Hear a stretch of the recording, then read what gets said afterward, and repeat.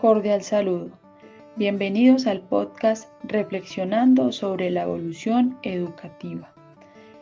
Participantes del podcast: Zaira Lorena Montes Ospina y Diana Marcela Bravo Delgado. La educación es un proceso fundamental para el desarrollo de las sociedades y las personas. A través de la historia se han generado una serie de cambios y transformaciones culturales, sociales, políticas, económicas, religiosas, entre otras, que han llevado a su vez que se genere un desarrollo educativo y pedagógico particular al transcurrir del tiempo. Por tanto, los modelos, estilos y estrategias de enseñanza se han visto condicionados por la época, el desarrollo de la sociedad y las necesidades específicas de las poblaciones en cada momento de la historia. Todo esto ha influido en la forma en que se entiende y se practica la enseñanza y el aprendizaje. Más allá de dar un orden cronológico de la evolución educativa, se pretende realizar con este podcast un análisis de las características que marcaron la evolución educativa en general a través de los años. Las épocas anteriores fueron caracterizadas por la educación, estuvo condicionada por la Organización Política Nacional. Zuluaga y Ossenbach 2004 especifican que los sistemas escolares se convirtieron en los agentes de difusión de los valores nacionales que deberían contribuir a la integración de la sociedad en torno a un imaginario común. Es allí donde se evidencia que las poblaciones debían seguir un régimen común y probablemente si tenían otras ideologías eran castigados. La educación entonces, de acuerdo a lo expuesto anteriormente, era una marginación a la libertad, a la creatividad y a las diferentes formas de pensamiento.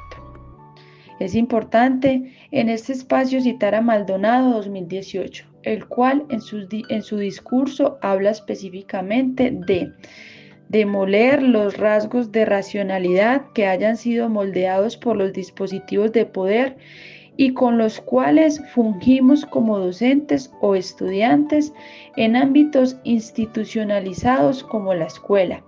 Su propósito es tomar distancia de lo convencional, perder el rostro para ganar un rostro.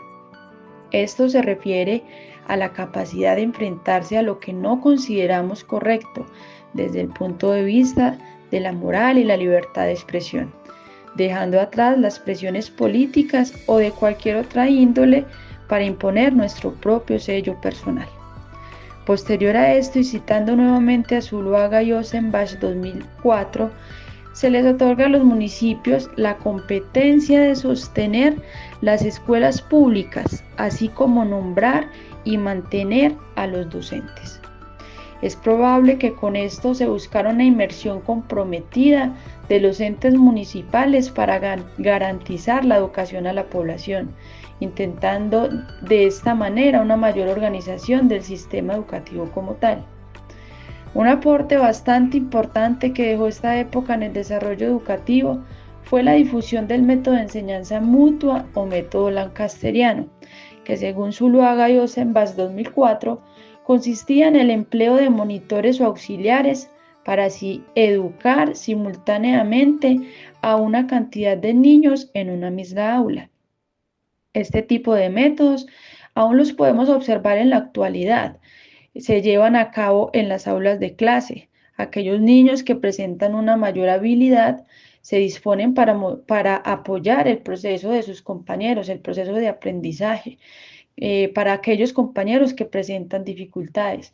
Y aún así sigue generando aspectos positivos en torno a la educación, aunque en esta época ese método haya tomado diferentes nombres. Un punto bastante importante en la historia y desarrollo de la educación fue la creación de las universidades. Aunque algunas fueron efímeras, marcaron un gran precedente para la educación media y superior, que surgió principalmente de algunas rupturas políticas de la época. Así lo expresa Melo 2017, citado por Pérez e Hidárraga 2019, cuando dice que como hecho relevante a nivel educativo el surgimiento de las universidades, las cuales en sus inicios son originadas por parte de las comunidades religiosas que hacían presencia en el país, como los padres dominicos y los jesuitas. Las universidades actualmente conforman el pilar fundamental de educación superior, sin importar su índole, pública o privada. Esto permite, además de escolarización, una gran reforma en temas económicos y sociales en los países, más personas estudiadas, más empleos y profesiones nuevas cada vez. Posteriormente se crean los sistemas educativos nacionales que dan una mayor organización en la educación, además del inicio a la educación secundaria, lo que permitió que los índices de alfabetización aumentaran y que la educación dejara de depender de una doctrina religiosa. Es entonces esa evaluación educativa y pedagógica las que han marcado un gran paso en la historia de la educación, pues en esta época la libertad de expresión, la inclusión a la diversidad, la adaptación de contenidos a las diferentes necesidades poblacionales hacen que la educación sea un poco más equitativa. Aunque es claro, no se puede dejar de lado el hecho de que en Colombia específicamente, para cada asignatura de cualquier nivel educativo se tienen los llamados lineamientos curriculares, estándares y derechos básicos de aprendizaje, que de alguna manera excluyen a las minorías con diversidad funcional e intelectual, pues presentan una serie de requisitos que se deben cumplir sin realizarse las adaptaciones correspondientes para atender a dicha población. Y por más que las instituciones educativas intenten acomodar las temáticas mediante los llamados PIAR, Plan de Individual de Ajustes Razonables, se hacen escasos los esfuerzos, puesto que es necesario una mayor capacitación docente, además de recursos y materiales específicos con los que muchas instituciones aún no cuentan. Siguiendo en el recorrido histórico, después de todo lo sucedido, se presenta la gran necesidad de docentes cualificados para desarrollar esta labor, pues con los avances tan significativos de la educación se hizo preponderante la necesidad de la capacitación decente para atender a toda esta población. Esto es algo que actualmente se vive, pues la población educativa cada vez es mayor. Día tras día se crean nuevas instituciones educativas, públicas o privadas, que deben contar con el personal docente necesario para desarrollar las labores. Por eso es tan importante que los docentes estén en constante crecimiento profesional, realizando diferentes estudios que permitan conocer y reconocer las diferentes necesidades, problemáticas o fenómenos que se presentan frecuentemente. Además que cada día la competencia se hace mayor y más difícil por la gran facilidad de acceso a los diferentes procesos educativos. Todo lo expresado en párrafos anteriores se fue dando paulatinamente en Colombia, donde inicialmente la educación se vio empañada o condicionada por las corrientes europeas, que con sus ínfulas de poder querían que América Latina hiciera parte de su extensión.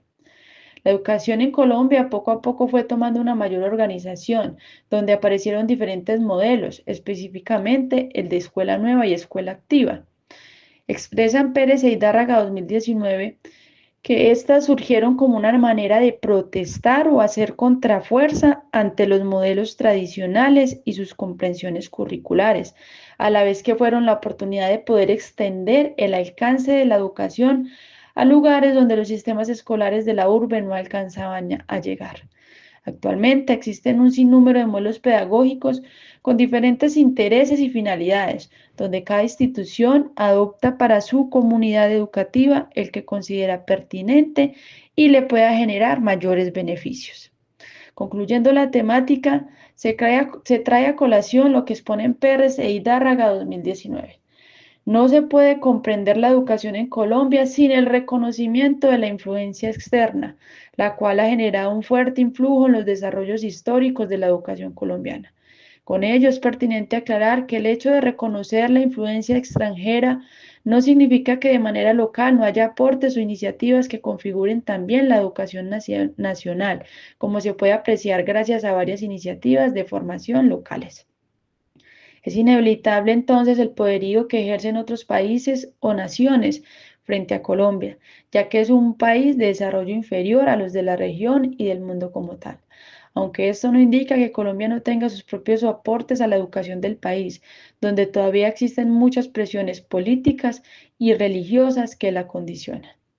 Con esto damos por finalizado el podcast reflexionando sobre la evolución educativa.